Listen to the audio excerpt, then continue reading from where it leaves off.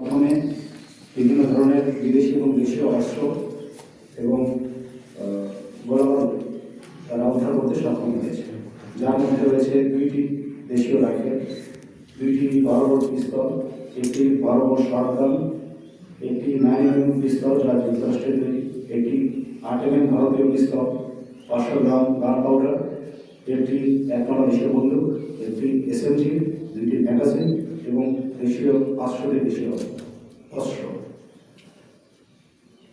আসন্ন জাতীয় সংসদ নির্বাচনকে সামনে রেখে যে কোনো ধরনের অবৈধ আগ্নেয়াস্ত্র ও গোলাবারুদ চোরাচালান প্রতিরোধে প্রত্যেকটা বিজেপি সদস্য বদ্ধপরিকর। এছাড়াও সাধারণ জনগণ যাতে অবৈধ অস্ত্র এবং সন্দেহজনক লোকের গতিবিধি সংক্রান্ত তথ্য বিজেপিকে প্রদান করে তাদের বিজেপিকে সাহায্য করতে পারে, এ ব্যাপারে সীমান্ত এলাকায় এবং বিভিন্ন সময়ে গণ্যমান্য ব্যক্তিবর্গ এবং